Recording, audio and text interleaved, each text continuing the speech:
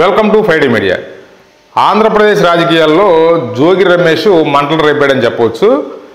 నూజివీడులో జరిగినటువంటి ఒక కార్యక్రమంలో అంటే గౌతు లచ్చన్న గారికి సంబంధించి విగ్రహావిష్కరణ కార్యక్రమంలో జోగి రమేష్ హాజరవడం, అదే కార్యక్రమానికి గౌతు శిరీష గారు తర్వాత ఇప్పుడు ప్రస్తుతం క్యాబినెట్లో ఉన్నటువంటి మంత్రి పార్థసారథి గారు హాజరవడం అనేది విపరీతమైన కాంట్రవర్సీకి దారితీసింది.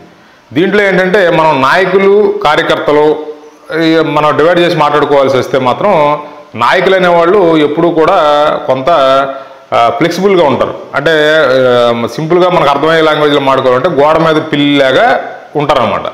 వాళ్ళు ఎటు దూకుతారో ఎటువైపు ప్రవర్తిస్తారో లేదా ఎటువైపు మారిపోతారో అనేది మనం ఎప్పటికీ చెప్పలేము.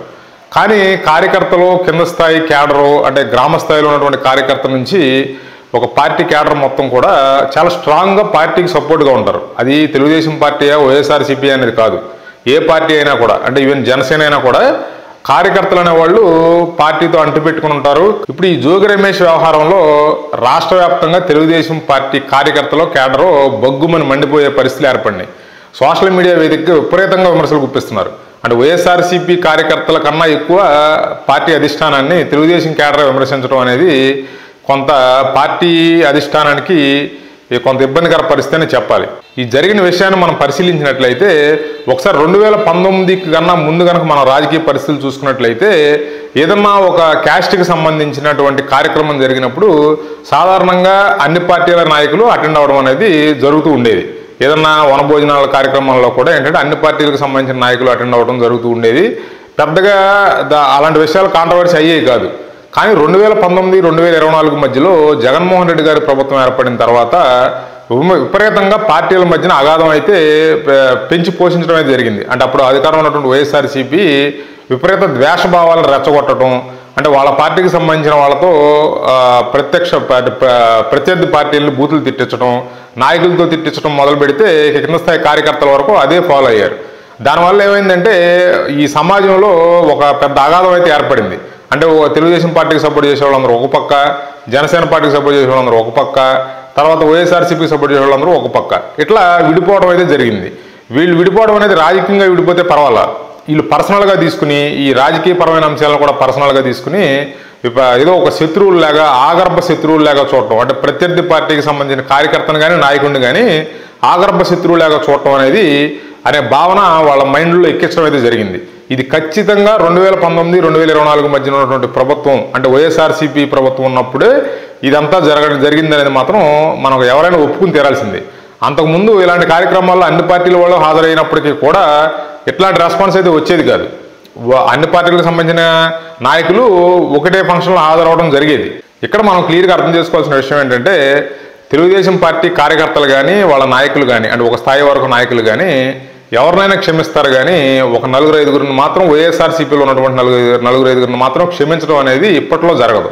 వాళ్ళు ఎవరంటే మొట్టమొదటగా కొడాలి నాని, రెండో వ్యక్తి వల్లభనేని వంశీ, మూడో వ్యక్తి జోగి రమేష్, నాలుగో వ్యక్తి ఆర్కే రోజా, ఇట్లా కొంతమంది ఉన్నారు. ఇంకా వీళ్ళు మాత్రం ప్రధానంగా వీళ్ళ నలుగురిని మాత్రం ఇప్పట్లో వీళ్ళు మాట్లాడిన మాటలు కానీ వీళ్ళు వ్యవహరించిన తీరు కానీ అంటే చంద్రబాబు పట్ల తర్వాత తెలుగుదేశం పార్టీ పట్ల వీళ్ళు వ్యవహరించిన తీరు, లోకేష్ గారిని విమర్శించడం, ఇవన్నీ కనుక మనం చూసినట్లయితే ఇప్పట్లో తెలుగుదేశం క్యాడర్ కార్యకర్తలు వీళ్ళని క్షమిస్తారని అయితే మాత్రం నేను అనుకోవట్లేదు. కాబట్టి ఏంటంటే ఇప్పుడు ఈ జోగి రమేష్తో వీళ్ళు స్టేజ్ని పంచుకోవడం, అంటే ఒకే వేదిక పైన తెలుగుదేశం పార్టీకి సంబంధించిన వాళ్ళందరూ ఉండటం, అదే ఫంక్షన్కు జోగి రమేష్ హాజరవడం కూడా ఇప్పుడు వీళ్ళ ఆగ్రహానికి గురైంది. అంటే వీళ్ళ కోపం రావడానికి ప్రధాన కారణమైంది.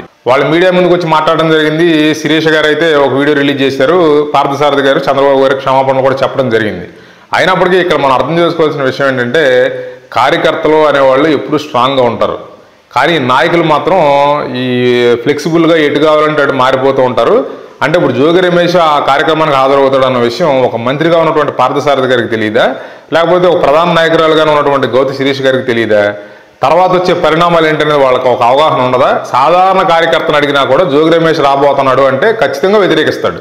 అట్లాంటిది ఒక మంత్రి స్థానంలో ఉండి ఒక ప్రధాన స్థాయిలో ఉన్నటువంటి గౌతు శిరీష్ గారు కూడా మరి ఆ జోగి రమేష్ అటెండ్ అవుతున్నాడు అన్న తెలిసినటువంటి ఫంక్షన్కి అటెండ్ అవ్వటం, అదే స్టేజ్ మీద జోగి రమేష్ మాట్లాడటం, తర్వాత మళ్ళీ వీళ్ళు ఒక వెహికల్లో ఊరేగింపు నిర్వహించడం, ఇవన్నీ వాళ్ళకి తెలియకుండా జరిగినాయి అంటే అని ఇప్పుడు వాళ్ళు చెప్తున్నారు. వాళ్ళు చెప్పేదాని ప్రకారం ఏంటంటే ఇవన్నీ మాకు తెలియకుండా జరిగినాయి అని ఏదో వాళ్ళని సమర్థించుకోవడానికి ప్రయత్నం చేస్తున్నారు. కానీ దీన్ని తెలుగుదేశం పార్టీ క్యాడర్ కానీ కింద స్థాయి కార్యకర్తలు కానీ అంటే తెలుగుదేశం పార్టీని అభిమానించేవారు ఎవరైనా కూడా లేకపోతే చంద్రబాబు గారిని అభిమానించేవారు ఎవరైనా కూడా దీన్ని ఆమోదిస్తారని అయితే నేను అనుకోవట్లేదు. వీళ్ళిద్దరూ చాలా పెద్ద తప్పు చేశారని మాత్రం మనం ఖచ్చితంగా ఒప్పుకుని తీరాలి. వీళ్ళిద్దరూ వైఎస్ఆర్సీపీలో వేరే నాయకులు ఎవరితో కలిసినా కూడా ఇంత ఇష్యూ రాకపోను. ఇప్పుడున్నటువంటి తెలుగుదేశం పార్టీలో ఉన్న ప్రధాన నాయకులు ఎవరైనా కూడా ఆ నలుగురు ఉన్నారు కదా, ఆ నలుగురు అంటే కొడాల నాని, వల్లభనేని వంశీ, జోగి రమేష్, ఆర్కే రోజా, వీళ్ళ నలుగురితో ఎవరితో రాసుకున్నా జోగి రాసుకుంటే బూడిదరాలని సంబంధంగా ఈ నలుగురితో ఎవరు అంటగాగినా వీళ్ళ నలుగురితో ఎవరో కలిసినా కూడా వాళ్ళ పరిస్థితి బూడిదైపోయే ప్రమాదం ఉంటుంది. అంటే రాబోయే రోజుల్లో వాళ్ళకి తెలుగుదేశం పార్టీలో రాజకీయ భవిష్యత్తు అయితే లేకుండా పోద్దనేది ఖచ్చితంగా వాస్తవం. మరి ఈ పరిణామాలు ఇంకెక్కడ దాకా వెళ్తాయి? దీని మీద అధిష్టానం ఏదన్నా మరి కార్యకర్తలు చల్లబరచడానికి మరి ఎలాంటి నిర్ణయం తీసుకుంటారు, వాళ్ళ నుంచి ఏం ప్రకటన వస్తుంది అనేది మనం వేచి చూడాలి. అంటే అధిష్టానం నుంచి అయితే మాత్రం ఎటువంటి ప్రకటన విడుదల అవ్వలేదు తెలుగుదేశం పార్టీ అధిష్టానం నుంచి. కాబట్టి రాబోయే రోజుల్లో మరి వాళ్ళు ఈ కార్యకర్తలు ఎట్లా చల్లబరుస్తారనేది మనకు అర్థమవుతుంది. Thanks for watching. Please like, share and subscribe 5D media.